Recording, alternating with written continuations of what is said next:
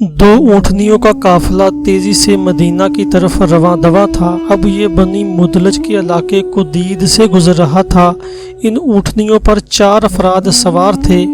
इनमें एक बुजुर्ग जिसकी दाढ़ी के कुछ बाल सफ़ेद हो चुके थे, बड़ी बेताबी से कभी आगे कभी पीछे देख रहे थे, गोया किसी भी खतरे को भांप कर उसका मुकाबला करने की धुन में थे। ये सदीक़ अकबर थे। इस काफिले के सरबराह इमामुल अंबिया अलैहिस्सलाम थे। इधर बनु मुदलज का सरदार सराका बिन मालिक अपने घर में अपने हवारियों समेत बैठा गुफ्तगू कर रहा था। अचानक एक शख्स अंदर दाखिल हुआ, कहने लगा, सुराका, मेरा ख्याल है कि मोहम्मद सल्लल्लाहु अलैहि वसल्लम इस वक्त अपने साथियों समेत साहिल समंदर से गुजर रहे हैं। मैं अभी अभी उन्हें देख कर आ रहा हूँ। सुराका समझ गया ये वही लोग हैं। इन दिनों मक्का के इर्द गिर्द तमाम कबाइल और बस्तियों में एक ही मौजू ज़ेर बहस था कि इस काफिले को किस तरह रोका जाए और इन्हें ज़िंदा या मुर्दा माज़अल्लाह कुरैश मक्का के हवाले किया जाए। इस मज़मूम कार्रवाई के लिए 100 सुर्ख ऊँटों का इनाम मुकर्रर था और ये इतना बड़ा इनाम था कि उसे हासिल करने के लिए हर शख्स बेकरार था। सुराका ने पहलू बदला। इसके जहन में ये ख्याल बिजली की तरह कूद गया कि ये इनाम मुझे मिलना चाहिए। आखिर मैं इस कबीले का सरदार हूँ और ये काफिला मेरे ही इलाके से गुजर रहा है। मैं इस पर काबू पा सकता हूँ, लेकिन अगर कोई शख्स मेरे साथ इस काफिले पर काबू पाने में शरीक होता है तो इनाम तकसीम हो सकता है। उसने एक लम्हा सोचा और फिर इस शख्स को घूरते हुए कहा, तुम्हारा अंदाज़ा बिल्कुल गलत है। भला मोहम्मद सल्लल्लाहु अलैहि वसल्लम यहाँ से कहाँ गुजर सकते हैं? ये वो लोग नहीं, बल्कि तुमने किसी और को देखा है जो तुम्हारी नज़रों के सामने गुजरे हैं। काफिला की खबर देने वाला शख्स अब खजालत महसूस कर रहा था। इधर सुराका ने अपनी लौंडी को तलब किया और उसके कान में कहा, फौरन मेरे घोड़े पर जीन कसो और उसे तैयार करके फला जगह खड़ी हो जाओ। खबरदार किसी को कानो कान खबर ना हो।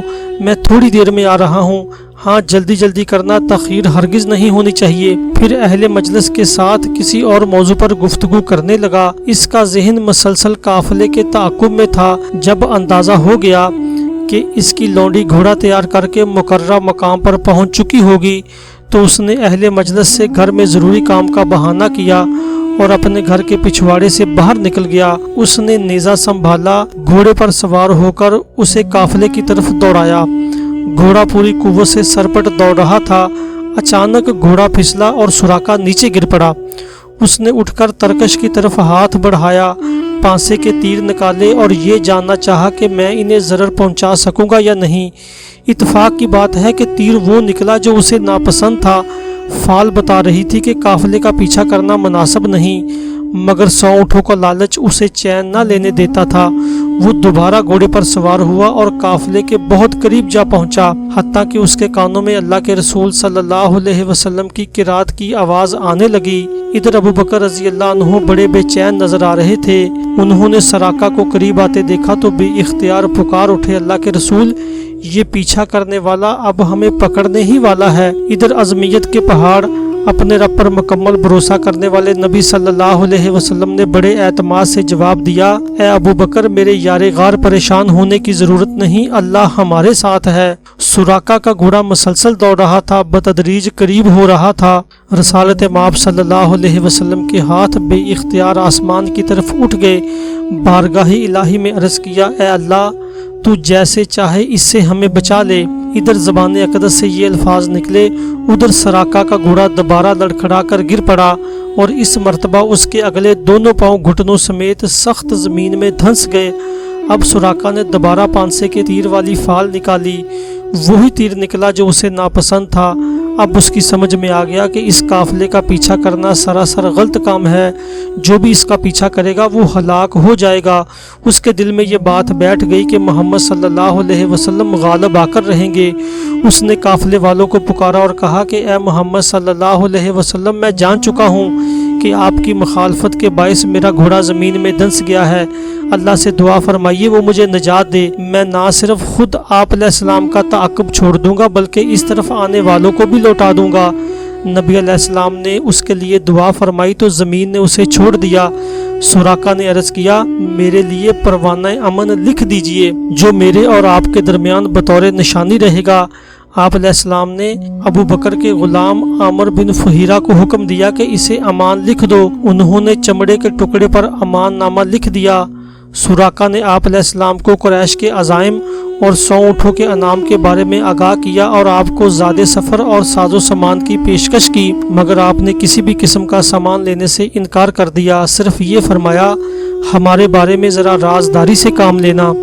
سراقہ وہاں سے جانے لگا تو اچانک اللہ کے رسول صلی اللہ علیہ وسلم نے ارشاد فرمایا، سراقہ تمہیں کیسا لگے گا جب تم کسریٰ بن ہرمز کے دونوں کنگن پیٹی اور اس کا تاج پہنو گے؟ سراقہ نے یہ بات بڑے تعجب سے سنی۔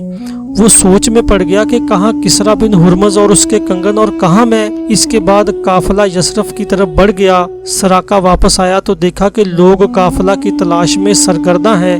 سراقہ کہنے لگا، ادھر کی کھوج خبر تو میں دور دور تک کر چکا ہوں، تمہیں اس طرف جانے کی کوئی ضرورت نہیں، میں تمہارے حصے کا کام کر چکا ہوں۔ اور پھر جب اللہ کے رسول علیہ السلام باحفاظت مدینہ پہنچ گئے تو سراقہ نے لوگوں کو یہ واقعہ سنایا۔ سراقہ نے امال نامہ سنبھال کر رکھا۔ وقت گزرتے دیر نہیں لگتی، مکہ فتح ہوا۔ آپ علیہ السلام حنین اور طائف سے فتح یاب ہو کر جارانہ کے مقام پر قیام فرما ہوئے۔ بنی مدلج کا یہ سردار یہی امان نامہ لے کر اللہ کے رسول علیہ السلام سے ملنے آیا۔ بدو آدمی تھا، تمام رکاوٹوں کو عبور کرتا ہوا آگے بڑھ رہا تھا۔ انصار کے ایک گھوڑ سوار دستے نے اسے روکا کہ کہاں منہ اٹھائے جا رہے ہو، کیا چاہتے ہو؟ اس نے جواب میں وہی پروانہ جیب سے نکالا اور اسے اللہ کے رسول علیہ السلام کی طرف بڑھایا۔ آپ علیہ السلام اس وقت اونٹنی پر سوار تھے۔ عرض کرنے لگا، یا رسول اللہ، یہ آپ علیہ السلام کا ہی دیا ہوا امان کا پروانہ ہے، میں سراقہ بن مالک ہوں۔ ارشاد ہوا، آج کا دن وفا نبھانے کا دن ہے، نیکی اور احسان کرنے کا دن ہے، میرے قریب آ جاؤ۔ پھر چند لمحات کے بعد سراقہ بن مالک کو صحابی بننے کا شرف نصیب ہوا۔ اب وہ اسلام کا ایک سچا سپاہی تھا۔ مسلمانوں کی فتوحات تیزی سے بڑھ رہی تھی۔ عمر فاروق رضی اللہ عنہ کے دور میں اللہ کے رسول علیہ السلام کی پیشین گوئی پوری ہوئی۔ آپ کے نامہ مبارک کو چاک کرنے والے کسریٰ کی حکومت پاش پاش ہوئی۔ اس کا غرور خاک میں مل گیا، اس کے خزانوں کو توڑا گیا۔ کسریٰ بن ہرمز کا تاج، اس کی پیٹی اور کنگن مدینہ منورہ بھیجے گئے۔ حضرت عمر فاروق نے حکم دیا، لوگو سراقہ بن مالک کو بلاؤ، میرے نبی علیہ السلام کی پیشگوئی کے پورا ہونے کا وقت آ گیا ہے۔ سراقہ آتے ہیں۔ ارشاد ہوا، سراقہ ہاتھ اوپر اٹھاؤ۔ پھر آپ نے ان کے ہاتھوں میں کسریٰ کے کنگن پہنائے اور فرمایا، اللہ اکبر، اس اللہ کا شکر ہے جس نے ان کنگنوں کو کسریٰ بن ہرمز سے چھینا۔ وہ کسریٰ جو کہتا تھا میں لوگوں کا رب ہوں، آج اللہ نے مسلمانوں کو یہ عزت و وقار عطا فرمایا ہے کہ بنی مدلج کے ایک بدو کو اس کے کنگنوں کا مالک بنا دیا ہے۔ اس طرح نبی علیہ السلام نے خندق کی کھدائی کے موقع پر جو پیشین گوئی فرمائی تھی کہ مجھے کسریٰ کے خزانوں کی چابیاں عطا کر دی گئی ہیں، وہ بھی فتح مدائن کے موقع پر پوری ہو گئی اور آپ کے خدام کو وہ چابیاں عطا کر دی گئیں۔